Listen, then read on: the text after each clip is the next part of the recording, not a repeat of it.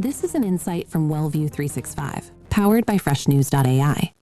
Compliance-first safety messaging is becoming a core operational asset as governance of waiting room content tightens under executive pressure. Executive summary. Compliance-first safety messaging is shifting from ad hoc screen updates to a defined operational asset with ownership, audit trails, and escalation paths.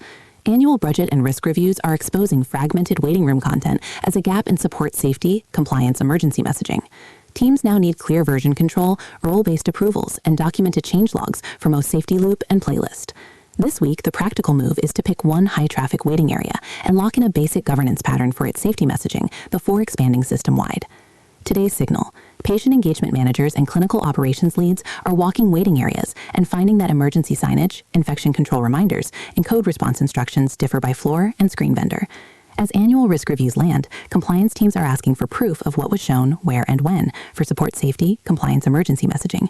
That pressure is pushing safety messaging into a formal workflow with explicit owners, approvals, and version histories instead of informal content swaps. WellView 365 supports support safety, compliance, emergency messaging by standardizing how organizations capture and distribute these insights. Why it matters. Here are 4 takeaways. First, safety content on waiting room screens can now be audited against policies, not just updated on request. Second, clear ownership reduces last-minute scrambles when regulators, risk, or leadership ask for evidence of displayed messages. Third, versioned messages and scheduled pushes lower the chance of outdated or conflicting instructions being visible to patients and visitors. Fourth, defined escalation paths shorten response time when emergency or incident-specific messaging needs to override routine content. How it works in practice. This shows up when someone needs to prove what safety content a specific waiting room displayed during a defined time window. Operations or digital experience staff pull playlists, file versions, and deployment logs from the content system, then cross-check against policy documents and approval emails. Gaps appear when messages were edited on a USB stick, pushed by a local manager, or changed without recording who approved the wording.